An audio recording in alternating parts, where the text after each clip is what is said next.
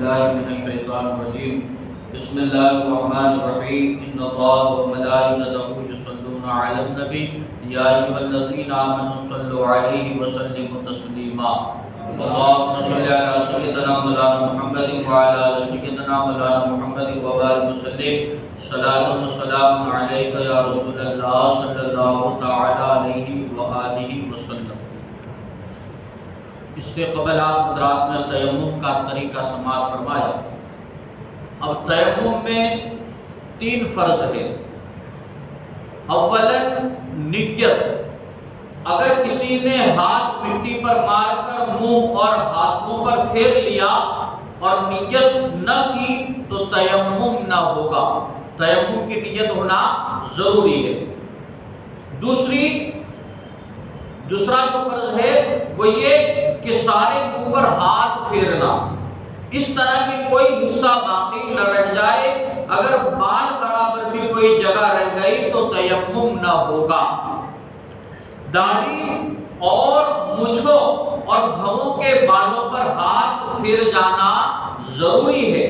منہ کہاں سے کہاں تک ہے اس کو ہم نے وضو میں بیان کر دیا، یعنی بال اٹھنے کی جگہ سے تھوڑی کے نیچے تک، ایک کان کی لو سے دوسرے کان کی لو تک۔ بھووں کے نیچے اور آنکھوں کے اوپر جو جگہ ہے اور ناک کے حصے زیری کا خیال رکھے، ناک کے نچلے والے حصے کا اور بھووں اور آنکھوں کے درمیان والے حصے کا کیا ہے خاص خیال رکھے۔ اگر خیال نہ رکھیں گے تو ان پر ہاتھ نہ پھرے گا اور تیمم نہ ہوگا۔ تیمم کا تیسرا فرض ہے دونوں ہاتھوں کا کوہنیوں سمیت مسح کرنا، دونوں ہاتھوں کا کوہنیوں سمیت مسح کرنا۔ اس میں یہ خیال رہے کہ ذرہ برابر باقی نہ رہے ورنہ تیمم نہ ہوگا۔ ذرہ برابر بھی کیا ہے، اگر ہاتھ پھیرنے میں باقی رہ گیا تو تیمم نہ ہوگا۔ اب تیمم کن کن چیزوں سے ہو سکتا ہے؟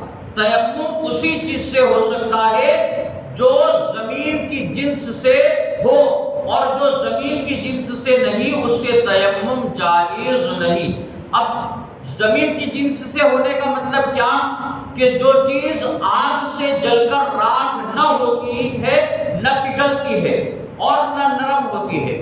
آگ میں اگر اس کو جلایا جائے تو نہ وہ پگھلتی ہے، نہ نرم ہوتی ہے، نہ راکھ بنتی ہے، لہذا وہ کیا ہے زمین کی جنس سے ہے۔ مثال کے طور پر ریت، یہ زمین کی جنس سے ہے۔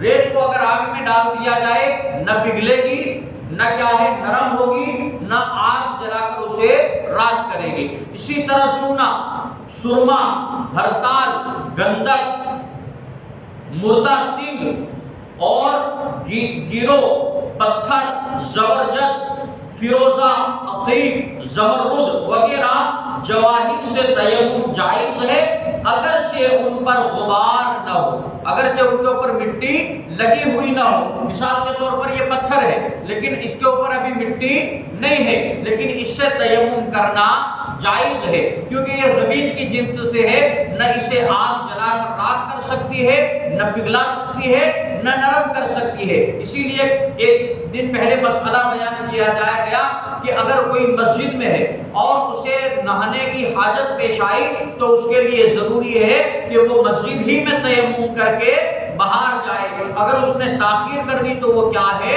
گنہگار ہوگا۔ تو مسجد میں وہ تیمم کہاں کرے گا؟ مسجد کی جو دیواریں ہیں اس سے وہ کیا ہے تیمم کرے گا۔ لہذا کیا ہے جو چیز زمین کی جنس سے ہے اسی سے کیا ہے تیمم کرنا جائز ہے۔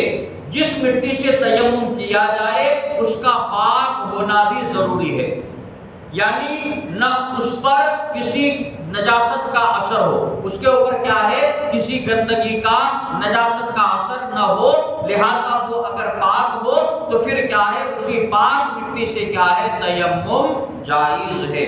رب قدیر کی بارگاہ میں دعا ہے اللہ تبارک و تعالی علم دین سمجھ کر اس پر عمل کرنے کی